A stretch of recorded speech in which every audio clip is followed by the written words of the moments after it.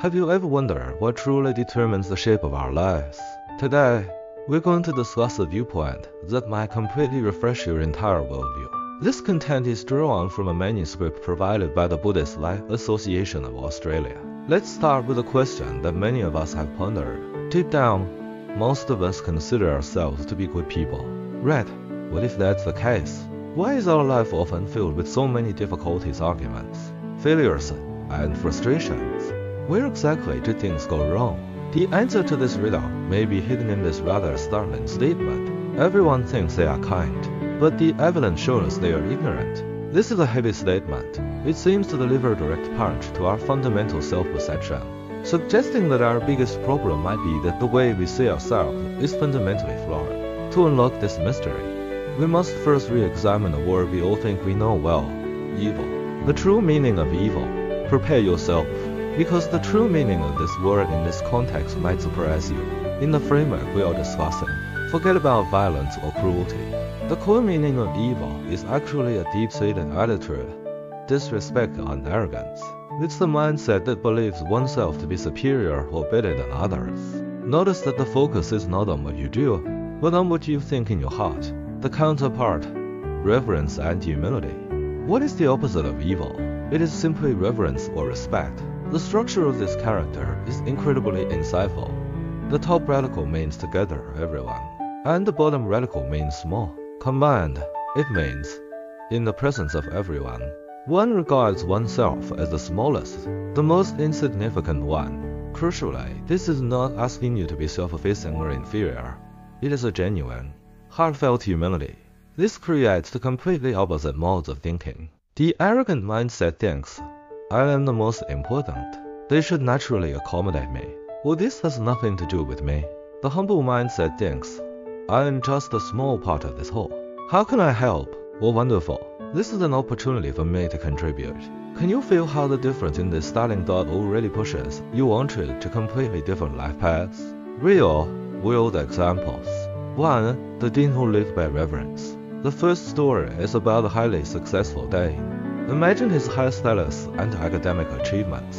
Yet, what everyone remembered most about him was his attitude. No matter who he saw, even a new, inexperienced student, he treated them with the utmost respect, always smiling and clasping his hands in greeting. He genuinely seemed ready and happy to do anything for you. He was truly living the principle of reverence. The key takeaway, he was firmly established in his high position, not because he was authoritative or controlling.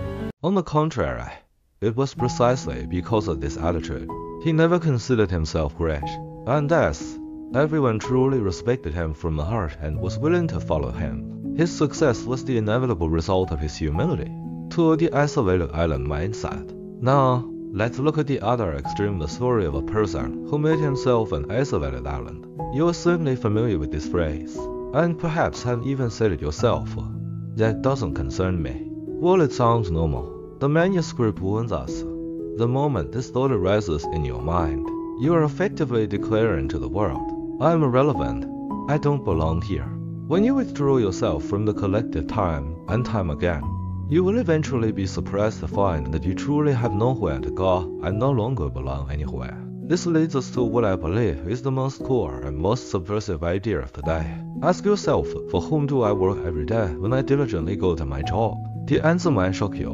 Whether you're holding the door for a stranger on the street or dealing with a messy problem at the office, you are always working for yourself. Every action you take, every word you speak, is sculpting you. You are adding stroke by stroke to your own character, your own future, and your own value. You are your own masterpiece. Therefore, our lives are not random occurrences. They are a very clear chain of creation. Everything originates from your deepest insightful worldview. This insight gives rise to your thoughts and words. These thoughts and words blossom into your actions. Finally, these actions, little by little, build the reality you are currently experiencing. The entire process begins within your own heart. The conclusion is now crystal clear. What truly determines the shape of your life is not how good or bad the external environment is, but the attitude you choose to face it with. Your mindset equals your reality. And the best part, this choice is completely and utterly in your hands.